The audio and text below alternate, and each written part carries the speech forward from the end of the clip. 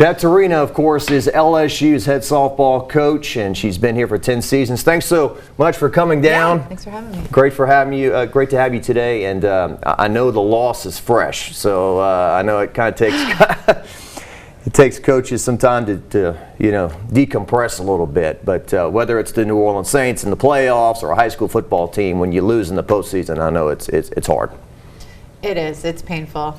The great thing is, well, we hate losing these seniors, and they were such a special class. We know they left a big mark on these young players that we have, and the future is so bright for this program. So I think that's the one saving grace, is that you think about next year. And as a coach too, like you said, you want a moment to decompress. Like, you want a little break after these games, but for some reason with this team, I'm like ready to start practice tomorrow. I'm excited about this next group and what they bring.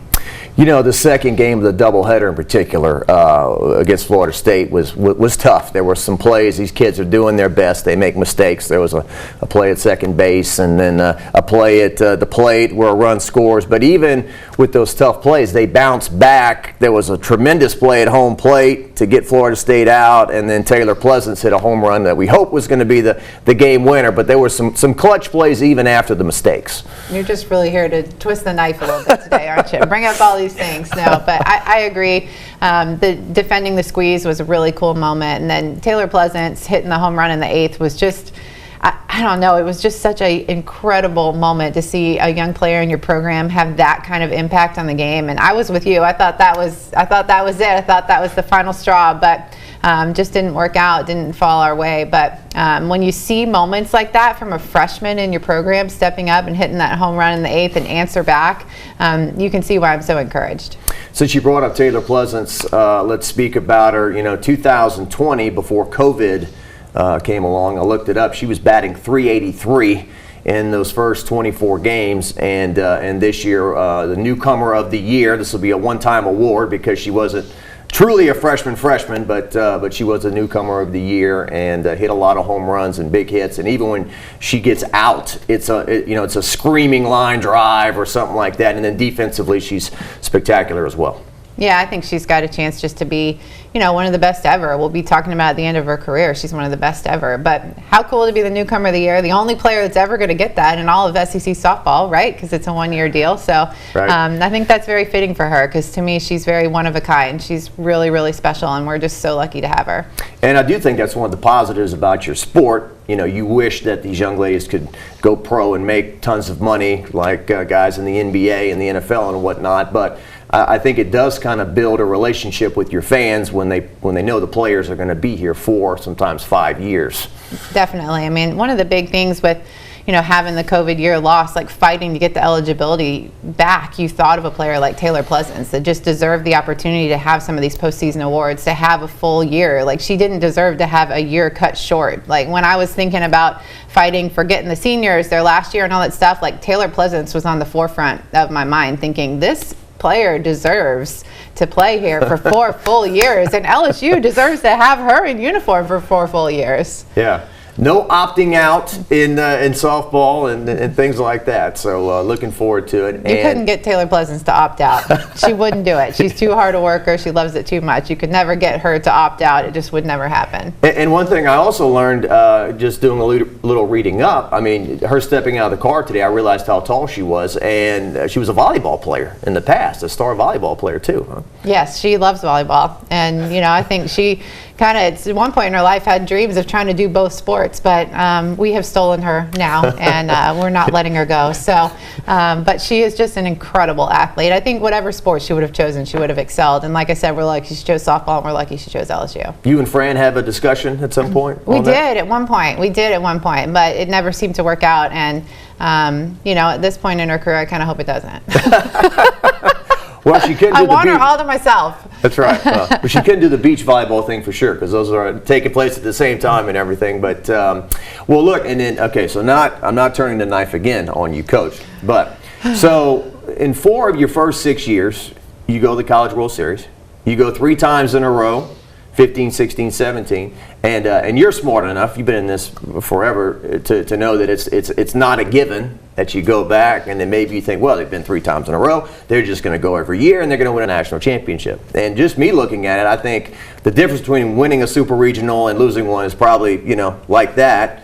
It's Allie Wall-Jasper pitching a bases loaded jam. It's Savannah Jakewish getting a clutch base hit. So, what has been the difference, do you think? Is it really that close between getting there and not getting there? It's really that close. It's a fraction. It's a ball bouncing one way or the other. I mean, we talked about it at practice all week before this Super Regional. There was a great play that we talked about. Juliana Santos in 2012 makes a catch over her head that I'm telling you, if I hit the ball 100 times, she catches it once. And she caught it once against Missouri. Constance Quinn catches a line drive where she looks like she's flying against James Madison.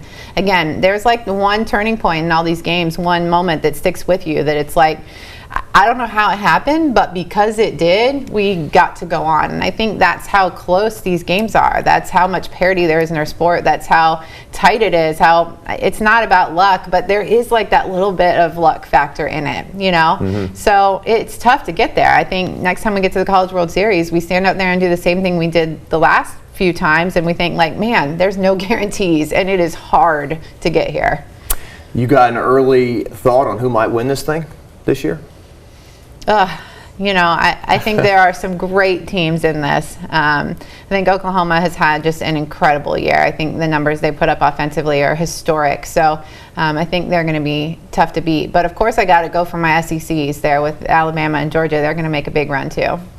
I want to talk a little bit about your seniors. You had a great group of seniors who's moving on. Aaliyah Andrews, who, speaking of 2 sports, you probably could have run track too, right? And won a few sprints. And you had Amanda Doyle, who was so great for you on the infield. But in particular, I wanted to talk about Maribeth Gorsuch because, you and I are roughly the same age. We're twice as old as the players. Our parents are still living. And to be 19, 20, 21 years old and to lose a father in the middle of the season, I know that, you don't want to see anybody go through that.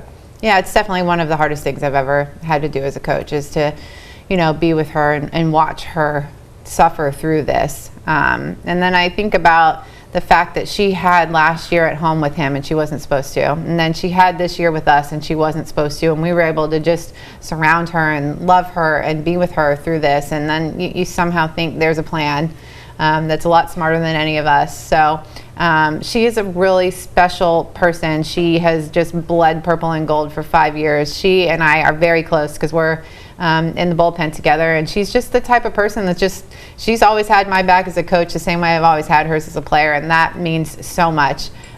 She and I are very close, so it was really challenging, but the way she tackled it and the way she's gone about it just has set such an example for our team. She's an incredible leader.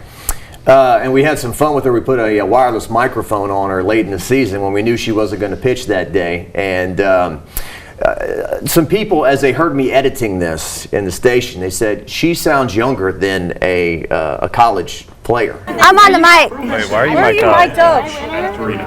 Don't worry about it. But I should be. That one dude. Said I could.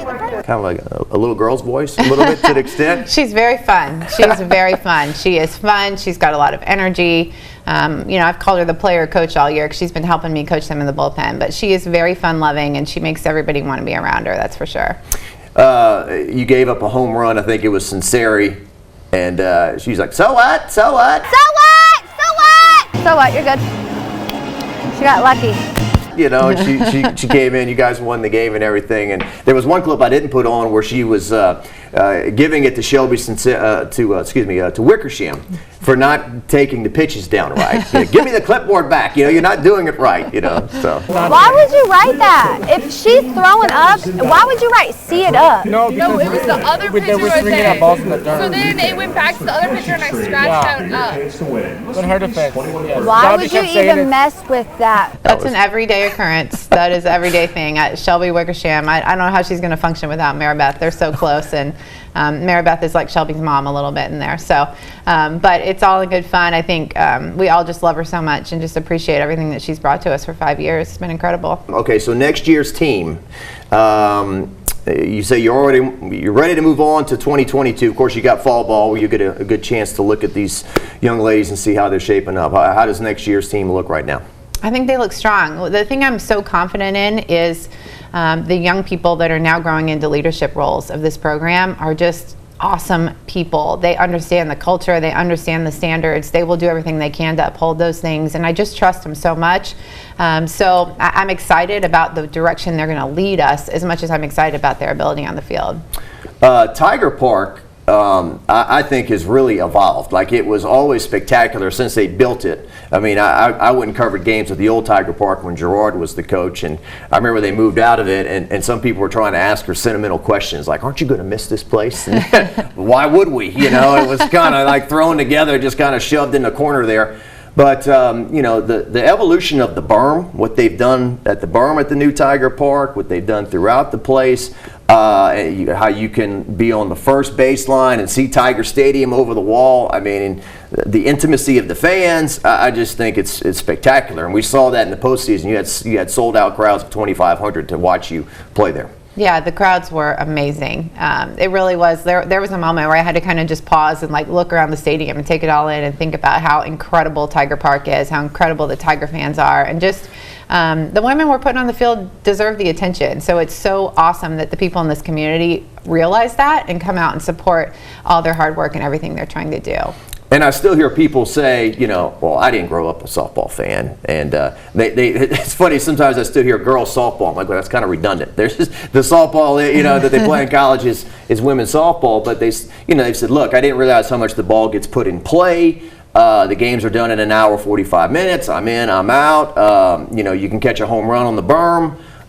It seems like you're winning over new fans every year to the sport. I hope so. I think we're growing. I think there's a lot of benefits to softball. Like you said, it's fast. I think it also fits all shapes and sizes of girls. There's something for everyone, right? So little girls can see themselves on the field, whether you're, you know, fast or tall or strong or whatever you are. We have a place for you in our sport. We're not so dominated by just one body type and one, you know what I mean? So I think we have a place for you, so it's relatable. But it's awesome seeing the following of our sport, and just something I'm really proud of. But Tiger Park was rocking at the Super Regional. That was one of the things that hurt my heart so much about losing, was I know we broke the hearts of everybody in the stadium too. Well, it was, like you said, that close. I guess the casual fan watching, they walked away and said, man, those were two great softball games. The loser, of course, you know, it hurts them, it stings them. But yeah, when Taylor Pleasance hit that home run, I mean, you know, it felt there was a nice taste of Tiger Stadium in the park that night. It was incredible. I haven't heard it that loud probably ever. So I can't say thank you enough to all of the Tiger fans. Okay. I got something I want to run by you. I don't know if I'm going to crash with this or not. So you've been the coach for 10 years now. I'm so scared of where this is going. It's not that bad. It's not that bad. Could you name a Beth Torina all-decade team? Like, if you were saying, okay, who do I put at third base? Who do I put at shortstop? Who do I put at second base? Who's my catcher? If I got one game to win in the circle, who am I going to pitch that day? That's probably something as organized as you are and as in-depth as you are with your, you know, pitching strategies and everything that you do. I'm sure this would take you a while, but I decided to try to spring it on you this morning to see if you would have any clue.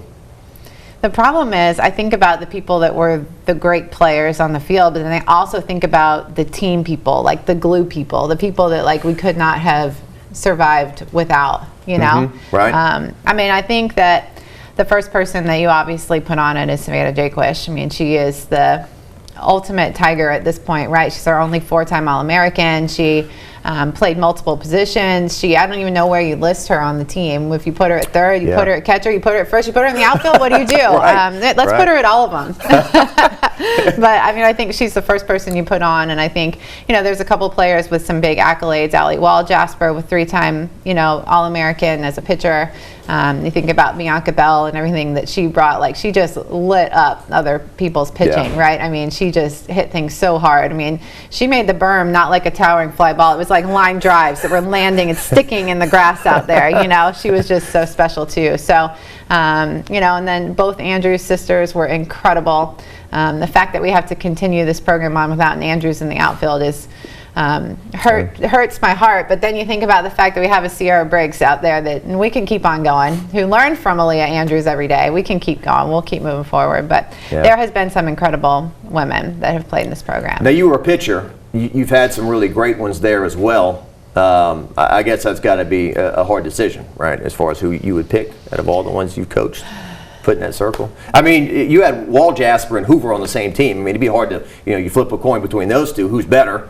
And some young ladies you have on the roster now still have years to go, and they could emerge into those roles too. So. No question. Both Wall, Jasper, and Hoover, and they were good because of each other. So that one would be tough. They were like fire and ice almost, right? One was the down, one was up, one was hard, one was change up. So like they really played off each other. Their careers were really independent. And then I think you have to mention Rachel Fico. And just leading Georgia as the pitching coach to the College World Series just this week, shutting out Florida 2 times, which hasn't been done since it's 20 years, right? So I think you have to mention her too, a 2-time first-team All-American, and what the guts and the fight that she brought to the circle is almost unmatched by anyone else I've seen. Yeah, and not to go for the tears again, but Fico's last. I mean, she pitched literally. On the same weekend, her father was passing away in that regional against the Cajuns, and just pitched tremendously. And that was a legendary performance that weekend by her. No question. And some of the lessons I learned from Fico in that weekend, I was able to draw upon to help Mary Beth this year. You hate that those are the lessons that you're learning, but I've learned so many lessons from Rachel Fico. I talk about her constantly to our pitching staff and a lot of the things she brought to the purple and gold, and why those things have to stay in her circle all the time. Do you have a favorite victory at LSU? I mean, you play so many games in the year. It's not like football where sometimes one win stands out more than others, but do you have a favorite victory that you've had? I think the one pitch that stands out to me is the final pitch at James Madison. There's so many, and there's so many cool moments of people that, I think about Sydney Loop on her senior weekend, getting all those hits after not playing for 4 years. There's like so many moments in my heart that are just so awesome, but the one pitch was the pitch at James Madison, Allie Wall Jasper against their absolute best hitter, their All-American. That was a big reason why they were playing in the game. She gets a hit, they go to the World Series, we get her out, we go to the World Series, and Allie Wall Jasper strikes her out. So that one is burned into my soul forever, I think. Where's the toughest place to play? I don't want to say this out loud. Right, because it'll next year when it comes up, it'll be like, well, she says it's the toughest place to play. And then they'll just get louder, right? Unfortunately, it's probably Alabama. They just have done a really good job. Their stadium seats more than everyone else's, so gets a little bit louder. They get on you a little bit more, and then that LSU-Alabama rivalry always makes them bring out everybody. It seems like they can over in Tuscaloosa. Former LSU head coach Pat Murphy coaches there. Really? Yeah, I'm sorry. All right, I'm going to cut that. I'm going to cut that one out. We've joked about that for 10 years. So let me ask you this. So your husband Nick, I feel like sometimes he knows just as much about the team as you do, which is not true. But is he allowed to give input, like, hey, or is softball something we don't talk about, like? Stay in your lane and I'll stay in mine? I think softball is almost all we talk about. Okay, all right. We need to make some other decisions about like our children and stuff, but we talk about softball the most. It's so cool though. I wouldn't want it any other way. Sometimes, yes, it's a lot. Like I come home and he's like, why would you do this? Why would you do that? Why did this happen? But I wouldn't want it any other way. Like his investment in the program is a huge reason why we're successful, because why would you want a partner that wasn't in love with what you were in love with? So the fact that he's so invested in these players and this program is why we are who we are. I will say I could be doing a Facebook chat during football season about an LSU football game, and you see who's popping up and watching, and Nick Torina will always drop in, and he'll just say, just randomly, go Beth Torina and the LSU Tigers. No matter what we're talking about, it's back to that. It's back to that love. As we wrap up here, I know you've mentioned Paul Maneri a few times this year, and his retirement press conference the other day was, it was heavy. And for anybody who's like second guess decisions over the years, or them not going as far as what fans would have wanted, if there's any doubt that nobody has cared about this more than that man, it was evident that day. He's just an incredible man. What he's accomplished on the baseball field is second to none. He is a legend, and not just at LSU, in the sport of baseball. right? But he is an incredible man. He's been an incredible friend, an incredible mentor. He has always could be in the middle of the biggest series that he's ever coached, and he still takes the time to reach out to a softball coach down the road and give a line of encouragement. I mean, he gave his retirement press conference, and we played Florida State that night, and he sent me a, lengthy text message just about how, how much he understood where I was at and the feelings of it. So he's been a great friend, and I think LSU baseball has expectations that are through the roof, created by Skip, but created by him too. I mean, he's created these expectations. So it's tough to endure sometimes, the talk and the all the noise around it, but it's also so cool that it's the expectations that he's helped to create. I mean, can you imagine being in the National Championship World Series and a pitcher you've counted on all year, gets hurt and can't pitch? I mean, that's bad luck. He's had some bad luck along the way. And if they win 2 national championships, I don't know if that's the modern day version of 5 like Skip did, but it's so much harder to win these days than it was, 30 years ago or whatever. He's accomplished so much. He really has. He's accomplished so much, and he's just led those men in such a special way. You can see all the messages from the players talking about what a great man he is. I remember we went to the football game in Dallas, and we just had to walk from the 3rd floor down to the 1st floor to get our seats. We missed the whole game trying to walk from the 3rd floor to 1st floor because so many people wanted to shake his hand. Like, that's the man that he is. So many people wanted to shake his hand and know him, and he took the time with every single one. So he's an incredible guy. I'm lucky to call him a friend. Beth Torina, I'll shake your hand. Thanks for coming down. Thank you. Appreciate it, and best of luck in the future. We can't wait till next season. Me too. Thank you.